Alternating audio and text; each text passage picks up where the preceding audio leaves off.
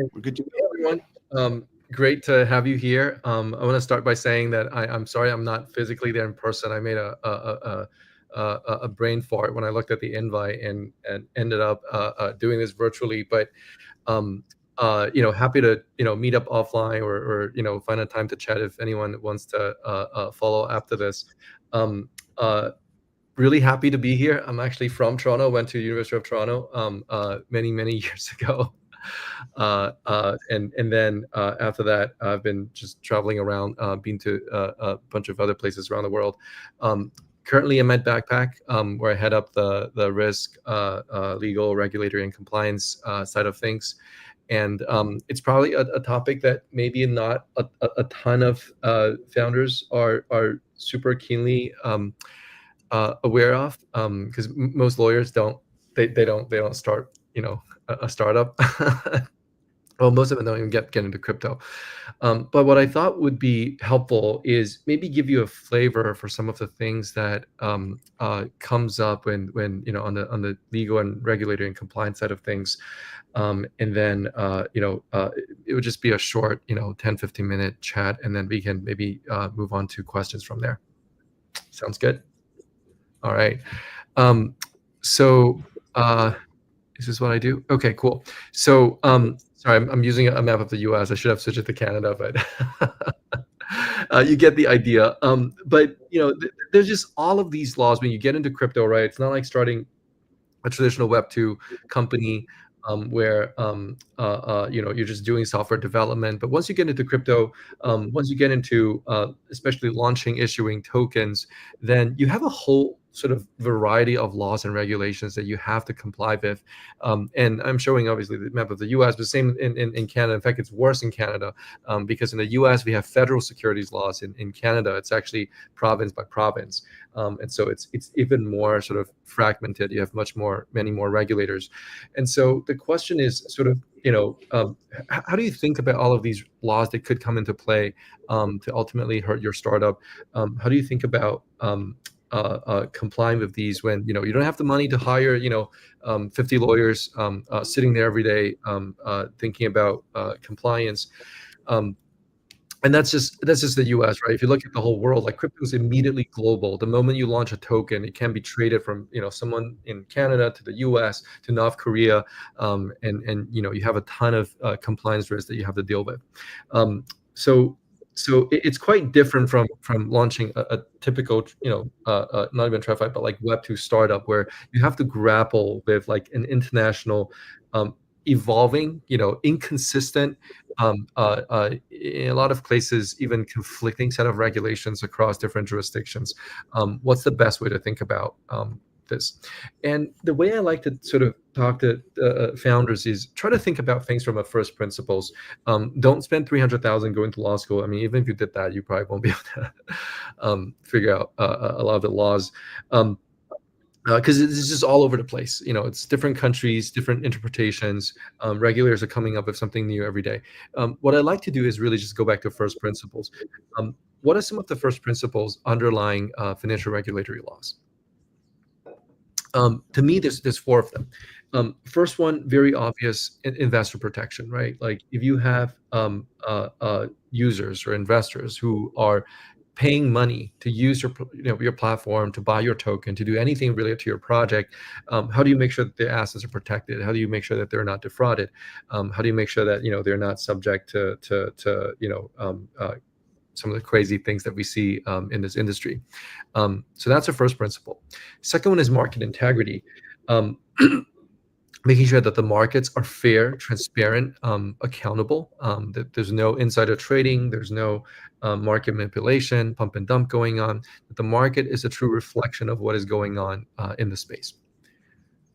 Third principle is preventing financial crimes, and this is the one that actually ends up putting a lot of people in prison. If you have facilitated people from North Korea, Iran, Cuba, places like that, allowing them to launder money, to buy nuclear weapons whatsoever, then this is very much the one that a lot of regulators go very hard on. And the last one is systemic risks.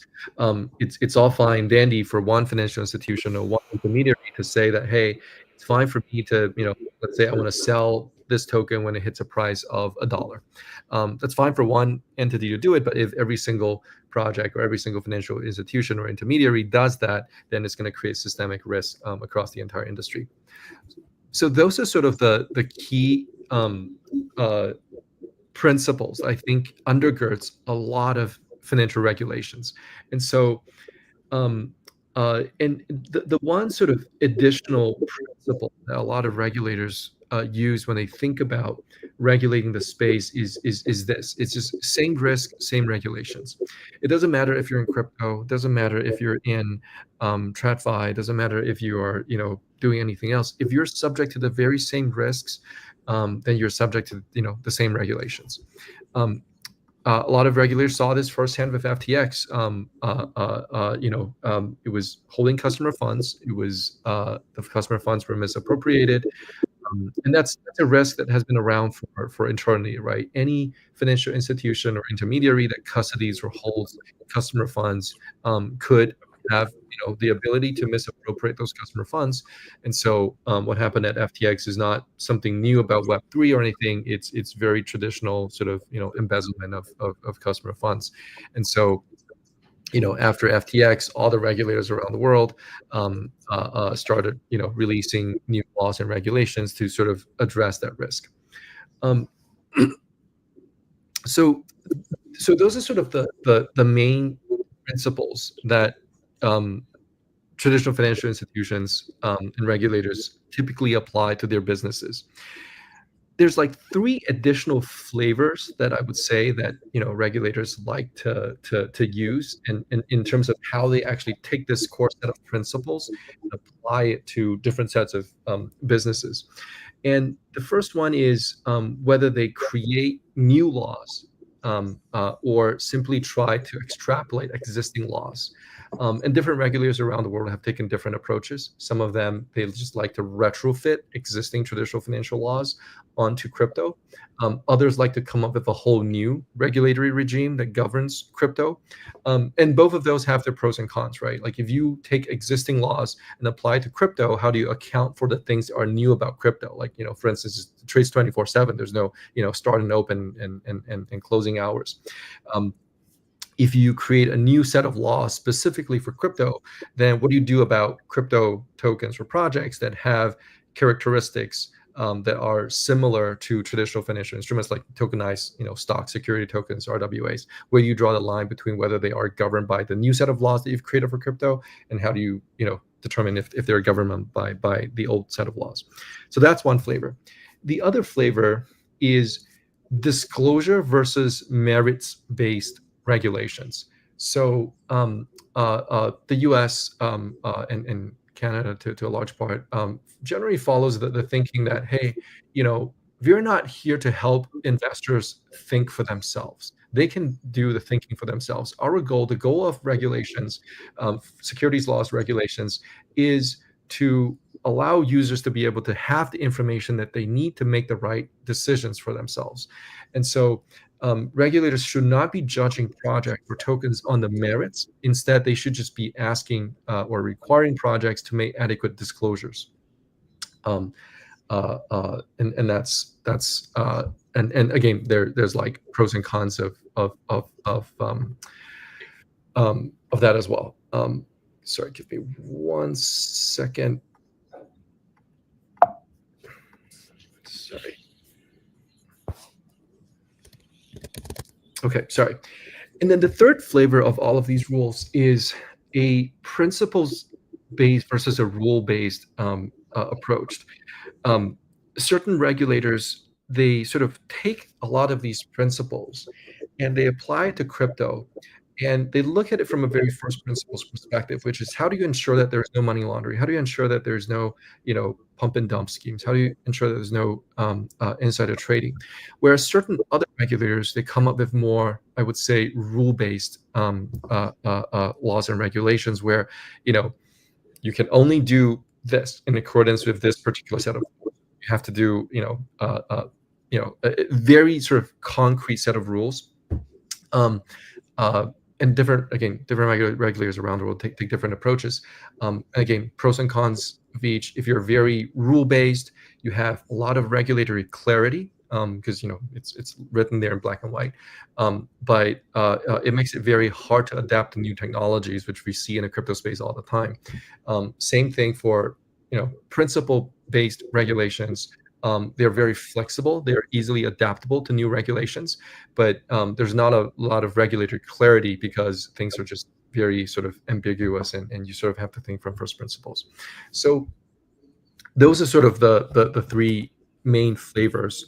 And I would say one particular area of discussion that has come up in the past year or so that a lot of regulators focus on is that of control and decentralization, which is one of the key innovations and what we all love about crypto is decentralization. But um, when you look at a lot of projects, a lot of smart contracts on chain, a lot of the DAOs and so on and so forth, are they actually decentralized enough? Is the code open source? Is the smart contracts themselves self-autonomous and self-executing and self-independent on the blockchain? Is the entire ecosystem permissionless? Is it non-custodial? Does it have any economic dependencies on a particular project, a particular platform? Is the ecosystem distributed, wide enough? Do people have like super admin key privileges? Is there like a multi-sig, wallet that controls, this whole project? I think I would say a few years ago, regulators have been or less sensitive about that, but in the past year or two, they've become a lot more sensitive, and they dig into the weeds to actually look at the underlying technical implementations of your protocol to see if you have the ability to exercise or influence control over, an ecosystem or a smart contract or, whatever the project you're working on. So, um, uh, maybe to just give you a quick flavor for something that carries over from TradFi is the concept of decentralization. It's one of the most powerful tools that we have in industry. So this is one of my favorite examples because there's nothing to do with crypto at all, but I think it shows a lot of the principles that you might expect from regulators. Um, a core pillar of the entire Westphalian legal philosophy is control equals liability. If you have control over something, you should be subject to regulations, and you have liability if you don't fulfill your regulatory obligations. And crypto turns that upside down if you're sufficiently decentralized. So um, let me just walk through this example real quick to give you a sense of how this plays out in the legal space. I don't know if you guys remember these beta maxes from the 80s. I used to play them a lot. You could record videos and stuff.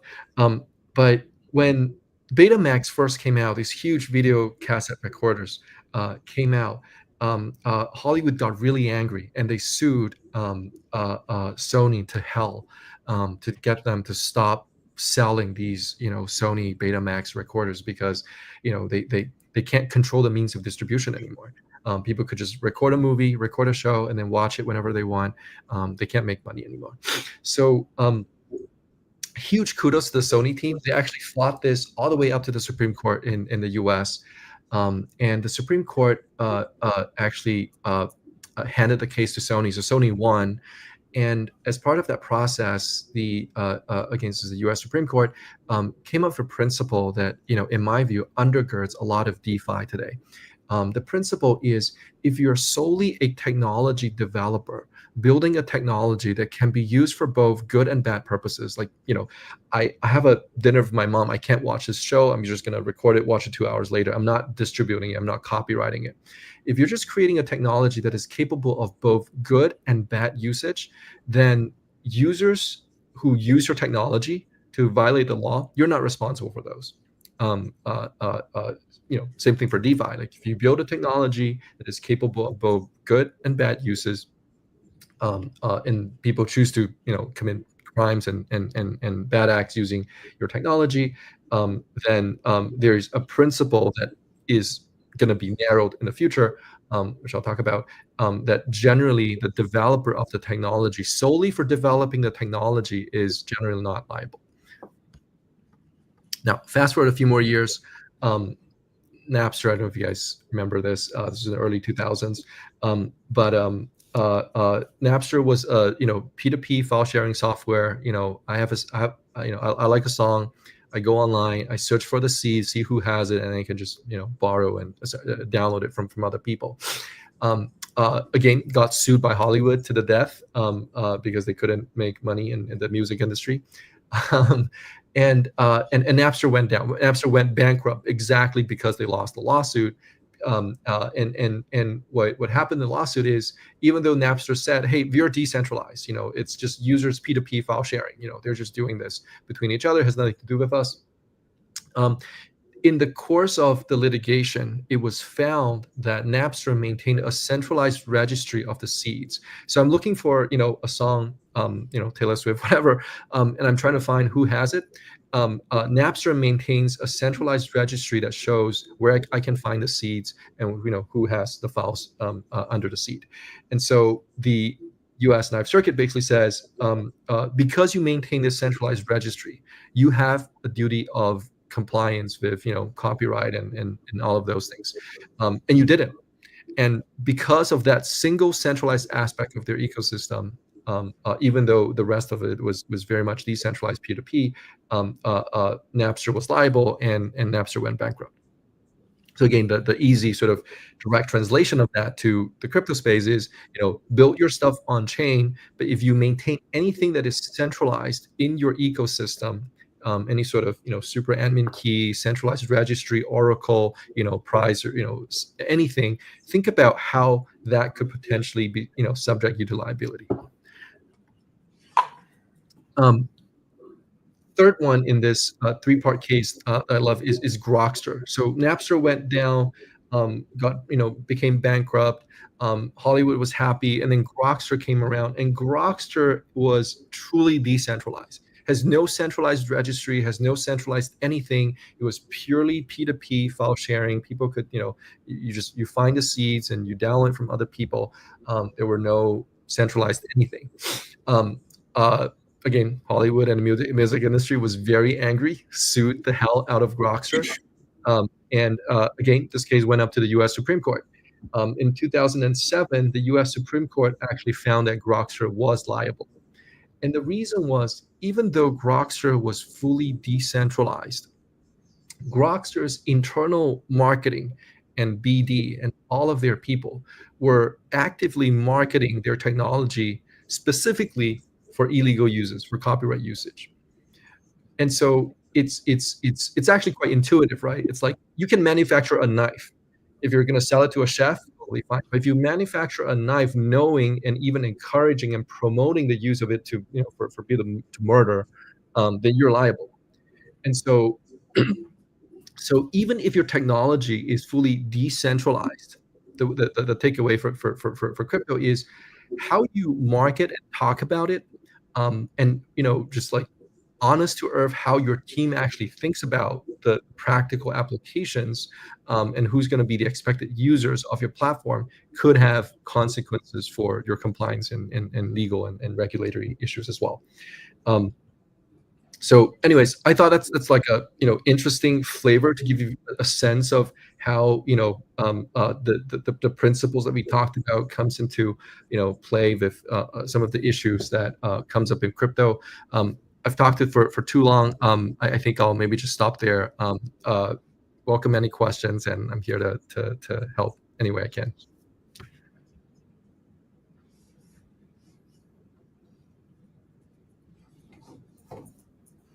Anyone got questions? What is hi there, can you hear me? Yep. Hi.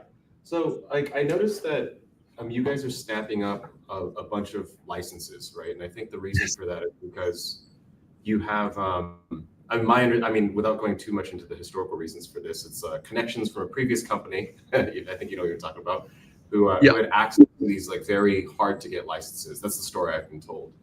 Could you tell us a little bit more about that, and just kind of like what the exact strategy is there, and like why you guys are going so hard, doubling down on all these licenses. Like, what's the bet that you're making, and like perhaps like even talk about the existential risk of snapping up all those licenses. What if it's all for nothing? I'm just curious what your thoughts are on that.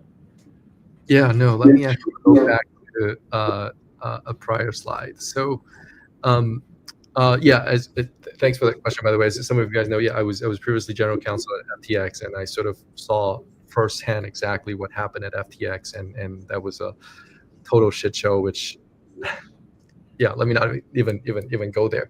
But one of the things I did after leaving FTX was I took a map of the world, and there's 197 countries or something, plus places like Taiwan and Kosovo that people don't really know whether they're how they're categorized.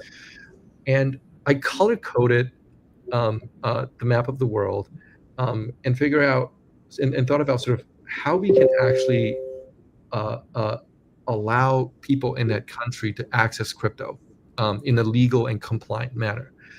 And it was a pretty sort of it came out to be a pretty big map of many different colors. But as I've sort of mentioned, there's a lot of different approaches, a lot of different rules, a lot of different regulators have taken different approaches. And for me, and I think at Backpack, we what we want to build is not just another wallet or exchange. Um, uh, we want to really build a global financial institution that's going to be around for 50, 100 years. And for us to be able to do that, we need to think long term. Um, One, crypto is getting regulated in a lot of different places, and by the way, the map is always changing. There's like different countries coming up with new things all the time. Um, and two, I have a fundamental philosophy where I believe that you can either be fully centralized or decentralized. It's very hard for you to be in the middle. As maybe the example I mentioned earlier about Napster shows, if you have any centralized component in your business, then that part is subject to financial regulations, because it's centralized, you're running it, people depend on it, you have an obligation to comply with rules. If you're fully decentralized, as you might have seen some of you guys on the for a Tornado Cash case, if you're fully on chain, fully autonomous, independent, all of that good stuff, non-custodial, then you can make pretty good arguments, including fundamental freedom of speech arguments, that you cannot be subject to regulations. But if you are half-heartedly sort of somewhere in the middle, you could even call yourself decentralized, but you actually have multi-sigs, or you have an oracle, or you have a front end that you're running, then those parts in my view are going to be regulated in the future. And so if we're building something for the long run, we wanted to make sure that we can actually withstand the test of time and how regulations would grow. And so we wanted to make sure that we can actually service um, uh, you know all of the countries in the world as much as we can. The sanctioned countries, obviously we can't do that, but like as many countries as we can in a compliant manner.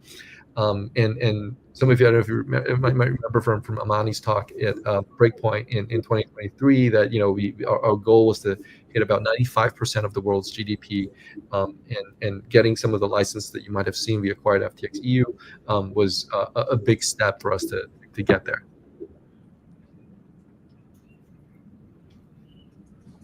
Thank you so much for that. Appreciate it. Yeah, you bet. Happy to talk more about our long-term strategy and stuff like that if you're interested, but most people don't want to spend too much time listening to the legal, regulatory, boring stuff. Anyone else? Not yet. I think people are shy. Is this the first event of the day? First workshop of the day, yeah. Got it. Opening. Got it. I don't know, maybe people are still hungover from last night or something. Maybe. No one else has questions? I do have a question. Go for it. I don't know if you can answer me. Basically, I was wondering, at what stage of Backpack's development did you guys need funding, and what was your first avenue to get funding, if you did? Yeah. So Backpack, as you might have seen the news, raised about 20 million initially from FTX and Jump. when FTX collapsed, it lost about 14.5 million on FTX, and that put us in a very tricky position. The exchange was set up by me and actually a few others separately and independently, and we put our own money into it. In fact, for over a year until we got things up and running and we raised our Series A. But it was actually a very challenging process for us when FTX collapsed, because we lost all that money on the exchange. And at what stage of development was your first raise?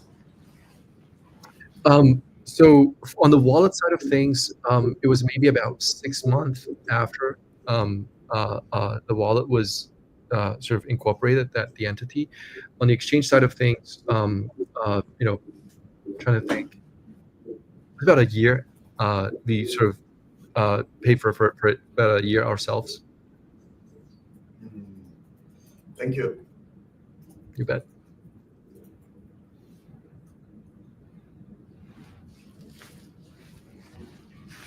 Let me just see if we have any questions from online.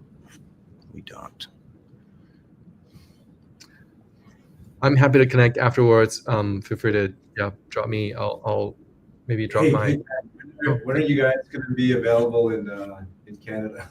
In Canada, Canada's it's gonna be a ways out. It's gonna be a ways out. I think Canada has a very comprehensive set of laws and regulations, and we have a priority list of countries that we're going through. Canada is definitely on the list, but I think it's gonna take a bit of time before we get there. Hey Ken, quick question. What is Backpack's long-term vision to bridge, like, say, traditional finance and crypto, since you also have a centralized exchange and a self-custodial wallet? No, it's a great question. So our long-term goal is to be able to bridge those two, right? I mean, the way we think about Web3 right now, it's just the activation energy or the inertia that people have to overcome to create a wallet with 24C phrases and all that stuff. It's just too high. We want to create a Web2 experience for everyone, and we want people to use their credit cards, their fiat on and off ramps, their local currencies, and 100+ countries around the world to be able to buy and sell crypto and trade crypto. That is the part that requires the connective tissue between Web2 and Web3, and that's what we've been building with the wallet and the exchange. We really sort of see it as one combined. I think people see it as wallet and exchange right now. We really see it as one combined product, and we want to make it the best connective tissue possible between for people to be able to move money in and out both of those worlds. And that's where it takes not just the product and the development side of things, but also a lot of the regulatory and compliance legwork to be able to get banks and TradFi and all of those sort of players over the line. Okay, and just as a follow-up to that question, like, will there be like a possibility of a KYC wallet, like similar to how Binance Wallet has been operating off late? Yeah. So I think it's a great question. I think a lot of folks have been sort of using that and promoting that. I think we think about it in a slightly different way. We think there's still definitely room for non-KYC, just fully self-custodial wallets when users can actually own their own things. But we also do think that the wallet integration with the exchange allows us to come up with some pretty unique products and experiences for users. There's a product we rolled out recently called a safe wallet, actually, where you set up your wallet. If you lose your keys, we can actually help you recover it, but we can't rug you. If we try to rug you, you can actually use your keys to front run us. It's basically that we have there's a time delay in sort of how the exchange can move your funds. So we think that by combining the two, there's some very interesting new products that we can actually build out to give users the same Web2 experience without having to dig into a lot of the Web3 aspects of it. I think KYC wallets is like one direction to go, but we definitely have a lot of sort of other ideas that we're going to try to play around with as well. Sure. Thank you. You bet.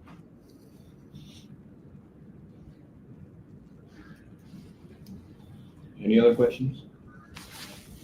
I got one last one then.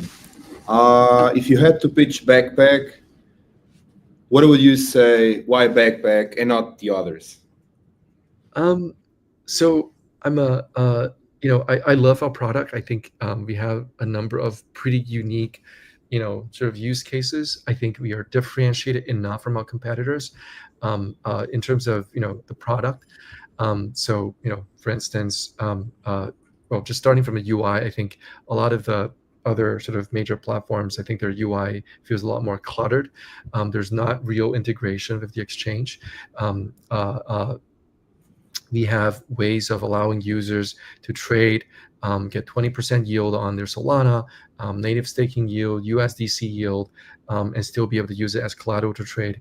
I think there's a lot of product differentiators, but maybe the main thing that I would just say is we're here to stay, and we're building a brand, and we want to give people the best possible experience possible using crypto. Just like how the iPhone is not just a phone, it's got the app store that allows users to do everything you want in your daily lives. We want Backpack Wallet to ultimately be just like your iPhone, where it has everything you want to do in your Web3 daily lives. This is one of our actually earliest innovations, XNFTs, which some of you might have heard of. But what it basically allows us to create is natively on-chain, Web3 applications that anyone can access. It's not, can't be censored. Anyone can access it from around the world. And there's, I think, about 200 apps on there right now. What we really want to get to is that iPhone experience on your wallet for everything that you want to do in your Web3 life. It's going to take us some time to get there. In the meantime, we have a bunch of interesting products and features that we love for you guys to try out. Yeah, nice pitch. Sorry, it was too long. Anything else? No? And that's it. All right, thanks, guys. Thank you. Appreciate it. Bye-bye. Thank you.